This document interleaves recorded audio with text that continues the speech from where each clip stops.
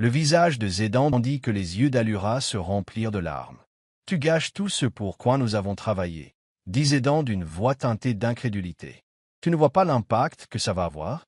Arès secoua la tête et baissant la voix, répondit fermement. « Je vois l'impact, papa, mais je dois vivre ma vie. Ce n'est pas celui que tu avais prévu pour moi. Viens me rend heureuse comme jamais auparavant.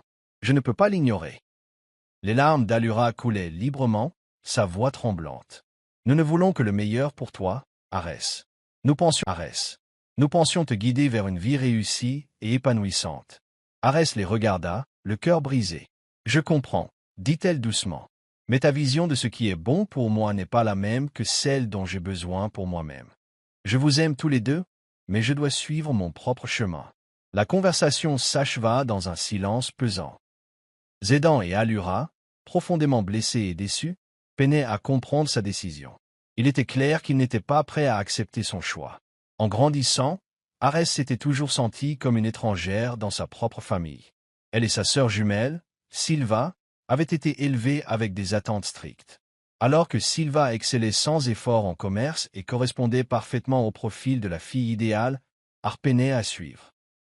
Leur père, Zédan, professeur d'université renommé, était connu pour son attitude sévère et sa quête incessante de l'excellence académique. Il imposait à lui-même et à sa famille des normes strictes, n'exigeant rien de moins que la perfection. Leur mère, Allura, incarnait la grâce et la tradition, consacrant sa vie à préserver la réputation immaculée de la famille. Elle croyait aux apparences, au mariage réussi et au respect des règles de réussite soigneusement établies. Pendant des années, Arès avait tenté de se conformer. Elle portait les robes choisies par sa mère, suivait les cours approuvés par son père et fréquentait les hommes qu'il jugeait convenables. Mais quelque chose en elle se rebellait constamment. Elle ne voulait pas d'une vie dictée par leurs ambitions. Elle voulait créer sa propre personnalité. Les petits actes de défi d'Arès avaient commencé très tôt. Au lieu des robes élégantes que sa mère adorait, elle expérimentait avec un eyeliner audacieux et des tenues originales. Au lieu de poursuivre une carrière en entreprise, elle s'est sentie attirée par l'art et la créativité. « Tu as l'air ridicule », avait dit Silva un soir alors qu'elle rentrait dans le salon, vêtue d'une veste bleu marine sur un jean déchiré. « Peut-être, » avait répondu Ar avec un haussement d'épaule, « mais au moins, je me sens moi-même. » Ses parents désapprouvaient ces changements, mais ils étaient suffisamment mineurs pour être considérés comme une simple phase. Ils croyaient toujours qu'elle finirait par se conformer. Mais Arès savait que cela n'arriverait jamais.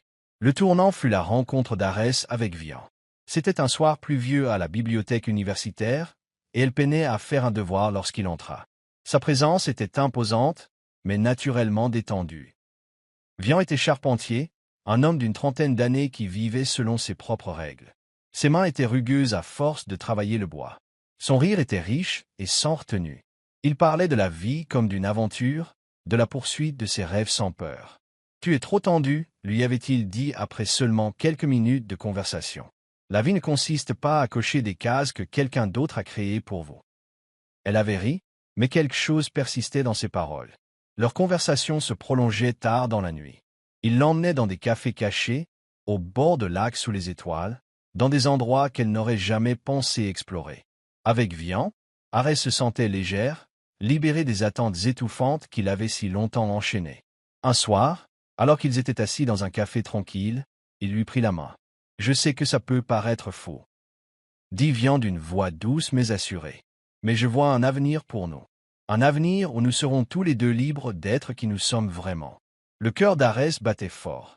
C'était la première fois qu'on lui parlait d'un avenir qui ne soit pas façonné par les plans de ses parents. Et pour la première fois, elle osait l'imaginer. Quand Vian la demanda en mariage, Arès comprit ce que cela signifiait. Ce n'était pas seulement une question d'amour. Il s'agissait de choisir une vie qui irait à l'encontre de tout ce que ses parents avaient prévu pour elle. Elle avait dit oui, sachant la tempête que cela entraînerait. Lorsqu'elle présenta Vian à ses parents, l'air de la pièce devint glacial. Zédan leva à peine les yeux de son travail. « Et qui est-ce » demanda-t-il d'un ton indéchiffrable. « Voici Vian » dit Arès en lui serrant la main. « C'est un charpentier. Et c'est l'homme que j'aime. » Les lèvres de sa mère se pincèrent en une fine ligne. Le regard de son père s'aiguisa. « Parle-nous de toi » dit Zédan, ses mots chargés de mordant. Vian, toujours serein, sourit. Je construis des choses, dit-il simplement. Pas seulement des meubles, mais des maisons, des souvenirs, des vies. Je crois qu'il faut construire son avenir de ses propres mains. Le silence qui suivit fut assourdissant. Après le dîner, Zédan conduisit Arès dans son bureau. Vian le suivait de près. Son expression était indéchiffrable. Ça suffit, dit Zédan d'une voix ferme. Tu as le choix, Arès. Soit tu mets fin à cette relation et tu restes avec la famille. Soit tu pars et tu abandonnes tout ce que nous t'avons donné. Arès sentit le poids de ses paroles peser sur elle. Elle avait toujours redouté ce moment. Mais maintenant qu'il était arrivé, elle réalisa quelque chose. Elle n'avait plus peur. Elle se tourna vers Vian, sa présence constante la rassurant. Je le choisis, dit-elle d'une voix ferme. J'ai choices ma vie. Sa mère halta. Le visage de son père s'assombrit. Tu fais une erreur, dit-il d'une voix froide. Mais Arès savait qu'elle ne l'était pas. Les jours qui suivirent furent rythmés par des nuits blanches et des conversations chuchotées. Ses parents refusaient de lui parler. Sylva était pire. Elle traitait Arès comme si elle avait cessé d'exister. Mais malgré la douleur, Arès ressentit quelque chose qu'elle n'avait jamais éprouvé auparavant. La liberté. Elle et Vian emménagèrent dans un petit appartement, modeste mais qui leur appartenait. Il lui a construit un bureau où elle pouvait peindre. Elle l'a aidé à gérer son entreprise en pleine expansion. La vie n'était pas facile, mais elle était réelle. C'était le leur. Et lorsqu'ils ont appris qu'ils attendaient un bébé, l'avenir qu'ils avaient imaginé est devenu encore plus tangible. Nous allons construire quelque chose de beau, murmura Vian un soir, la main posée sur son ventre. Et Arès savait qu'il avait raison. Arès et Vian s'installèrent dans leur nouvelle vie avec un mélange d'excitation et de défi. Leur petite maison, nichée à la périphérie d'une ville tranquille, était loin des somptueuses propriétés que ses parents avaient imaginées pour elle. Mais pour Arès, c'était parfait. Vian travaillait sans relâche. Son entreprise de menuiserie commença à prospérer après sa formation avancée, et ses compétences étaient très recherchées. Ses revenus augmentaient régulièrement, leur permettant de vivre confortablement. Pendant ce temps, Arès prenait en charge la gestion de l'entreprise, coordonnait les plannings des clients, gérait les finances et veillait au bon déroulement des opérations. Tu sais, dit Vian un soir, assis sur le canapé modeste mais confortable, je n'aurais jamais imaginé avoir quelqu'un comme toi à mes côtés. Quelqu'un qui croit en ce rêve autant que moi. Arès sourit, s'appuyant contre lui. Nous avons construit ça ensemble, dit-elle, et je ne l'échangerai contre rien au monde. Mais malgré le bonheur qu'ils avaient créé, une ombre persistait, l'absence de ses parents. Les semaines se transformèrent en mois, et Arès gardait le faible espoir que ses parents se réconcilient. Elle rêvait de l'appel de sa mère, de son père se présentant à leur porte, prêt à comprendre. Mais le silence persistait. C'est Sylva qui a finalement tendu la main, d'un ton plus sec que jamais. « Êtes-vous heureux maintenant ?» demanda-t-elle au téléphone. « Vous avez obtenu ce que vous vouliez. » Arès hésita avant de répondre. « Oui, Sylva, je suis heureux. Moque-toi. Ne t'attends pas à ce qu'il te pardonne. Il pense que tu as gâché ta vie. » Arès ferma les yeux, calmant ses émotions. « Je n'ai rien jeté, dit-elle. Je me suis choisi. Silva soupira, exaspéré. Bon, je suppose que c'est tout. » L'appel prit fin, laissant Arès avec une douleur sourde à la poitrine. Mais au fond d'elle-même, elle savait qu'elle avait pris la bonne décision. Par un frais matin d'automne, Arès était assise au bord de leur lit, les yeux fixés sur un petit bâton blanc dans ses mains. 2 lignes roses. Son cœur battait fort lorsqu'elle réalisait qu'elle était enceinte. Les larmes lui montaient aux yeux. Non pas par peur, mais par la joie immense que cela représentait. Un nouveau départ. Un avenir qu'elle avait choisi, libre des attentes de quiconque. Ce soir-là, elle déposa le test sur l'établi de Vian, attendant qu'il le remarque. Lorsqu'il le fit enfin, ses yeux s'écarquillèrent. « Est-ce bien ça ?» Il se tourna vers elle, la voix pleine d'émerveillement. Arès hocha la tête, incapable de retenir ses larmes. « Nous allons être parents. » Vian laissa échapper un rire essoufflé avant de la prendre dans ses bras. « C'est la meilleure chose qui nous soit jamais arrivée, » murmura-t-il dans ses cheveux. Les mois qui suivirent furent un tourbillon d'impatience. Vian se lança dans la création d'une chambre d'enfant, fabriquant chaque meuble à la main. Le berceau, le fauteuil à bascule, et même les étagères. « Ce sera le berceau le plus solide jamais fabriqué, » plaisanta-t-il en passant ses doigts sur le bois poli. « Aries Rit. Notre bébé aura la plus belle chambre. Mais à mesure que son ventre grossissait, la douleur de l'absence de ses parents grandissait aussi. Elle avait soif des conseils de sa mère. Pour les assurances discrètes dont elle n'aurait jamais imaginé avoir besoin. Un soir, alors qu'elle se passait distraitement la main sur le ventre, Vian remarqua son expression distante. « Ils regretteront d'avoir manqué ça, dit-il doucement. Mais c'est leur faute, pas la tienne. » Arès hocha la tête, esquissant un petit sourire forcé. « Je sais. » Quelques semaines avant la naissance du bébé, un coup inattendu retentit dans leur maison. Lorsqu'Arès ouvrit la porte, son souffle se coupa. Zédan et Allura se tenaient là, le visage vide, le regard empli d'une lueur inédite. Désespoir.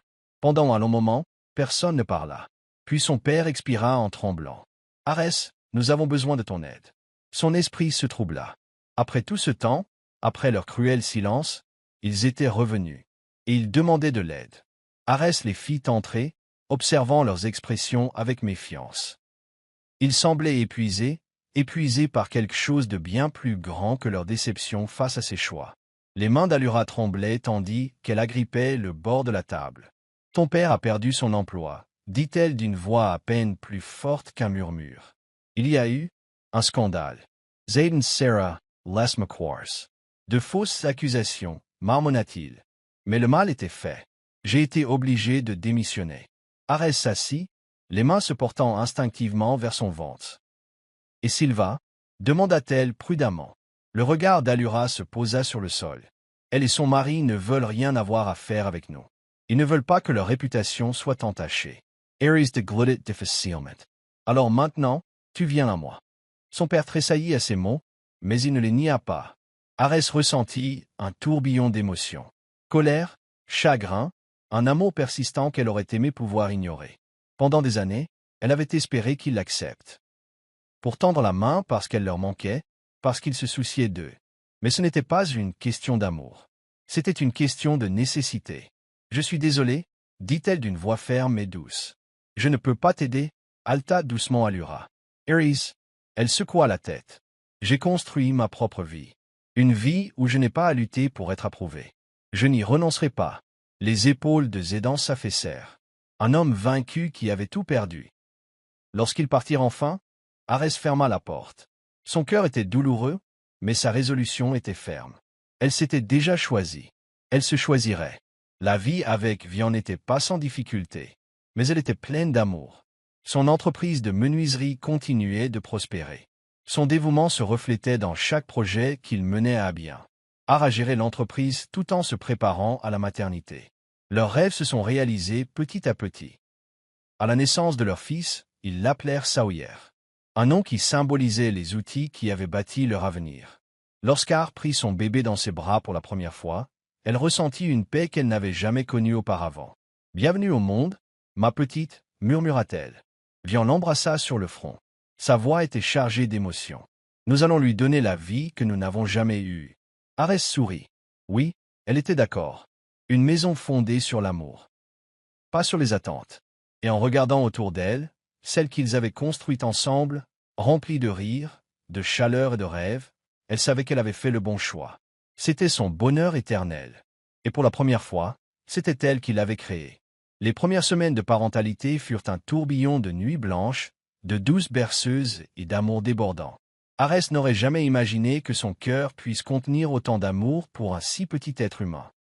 Vian était un père incroyable, berçant Sawyer dans le fauteuil artisanal qu'il avait fabriqué spécialement pour lui. « Je pensais que mon plus grand accomplissement serait mon travail, » murmura-t-il un soir, en regardant les petits doigts de leur fils s'enrouler autour des siens. « Mais ça, c'est tout. » Arès sourit, l'épuisement se lisant sur son visage, mais le bonheur rayonnant dans ses yeux. « Nous avons construit un foyer, Vian.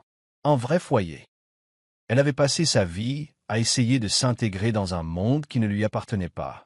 Mais ici, avec Vian et Sawyer, elle avait sa place. Au fil des mois, Arès pensait de moins en moins à ses parents. Leur silence après cette dernière rencontre avait été assourdissant, mais elle ne recherchait plus leur approbation. Un après-midi, alors qu'elle traversait la ville, Sawyer emmitouflé contre elle, elle aperçut Silva de l'autre côté de la rue. Sa sœur, toujours impeccable, semblait immuable. Mais lorsque leurs regards se croisèrent, Silva hésita. Pendant un bref instant, Arès pensa qu'elle allait traverser la rue, dire quelque chose, n'importe quoi. Mais Sylva se détourna et marcha dans la direction opposée. Arès expira lentement, serrant Sawyer dans ses bras. « Ce n'est rien, ma puce, murmura-t-elle. Tout le monde n'est pas fait pour rester dans nos vies. » Et pour la première fois, elle y croyait vraiment. La vie avec Vian continuait de s'épanouir. Son entreprise avait connu une croissance dépassant tout ce qu'ils avaient imaginé, offrant de nouvelles opportunités. Un soir, alors qu'ils étaient assis autour de leur chère table à manger en bois, Vian déposa une enveloppe devant elle. « Qu'est-ce que c'est » demanda Arès en haussant un sourcil. « Ouvre-le, dit-il, un sourire espiègle aux lèvres. Elle déplia les papiers, les yeux écarquillés par la lecture. « Tu as acheté un terrain » murmura-t-elle, incrédule. « Pas n'importe quel terrain, sourit Vian. Un atelier. Un espace assez grand pour développer l'entreprise, embaucher plus de personnel et bâtir quelque chose d'encore plus grand. » Arès sentit les larmes lui monter aux yeux. « Viens, c'est incroyable. » Il lui prit la main. « Nous avons parcouru un long chemin, Arès. Et ce n'est que le début. » Un après-midi, alors qu'Arès triait son courrier, une lettre attira son attention. L'écriture était sans équivoque. Ses mains tremblaient en dépliant le papier. « Arès, je n'attends pas de pardon. Je n'attends pas non plus de réponse. Mais je veux que tu saches que je regrette tout. J'avais tort. À propos de toi, de l'amour, de ce qui compte vraiment. Et maintenant, j'ai perdu plus que je ne peux supporter. J'espère que tu es heureux. J'espère que tu as trouvé ce que je n'ai jamais pu trouver. Zidane. » Arès inspira brusquement, la poitrine serrée. Elle avait attendu ces mots pendant des années. Maintenant qu'ils étaient là, elle ne savait plus quoi faire d'eux. Vian entra, sentant immédiatement son malaise. « Qu'est-ce qui se passe ?» Sans un mot, elle lui tendit la lettre. Après l'avoir lue, il la regarda. « Veux-tu me contacter ?» Arès hésita, puis secoua la tête. « Non, dit-elle finalement. Certaines choses sont mieux laissées au passé. » Vian lui serra la main. « Quoi que tu décides, je suis avec toi. » Arès expira, sentant le poids des paroles de son père s'apaiser. Et pour la première fois, elle réalisa qu'elle avait vraiment tourné la page. Les années passèrent, et la vie continua de se dérouler d'une manière qu'Arès n'avait jamais imaginée. Sawyer devint un garçon vif et curieux qui adorait regarder son père travailler. « Moi aussi, je veux construire », disait-il en jouant avec les minuscules blocs de bois que Vian lui avait sculptés. Arès souriait à chaque fois qu'elle l'entendait. « Tu le feras, ma chérie. Tu peux construire tout ce dont tu rêves. » Et c'était la différence entre la vie qu'elle avait laissée derrière elle et celle qu'elle avait créée. Ici, il n'y avait aucune limite, aucune attente à laquelle s'enchaîner. Qu'est l'amour, qu'est le rêve. Seules les possibilités infinies d'un avenir construit de ses propres mains. Et elle ne voulait pas qu'il en soit autrement.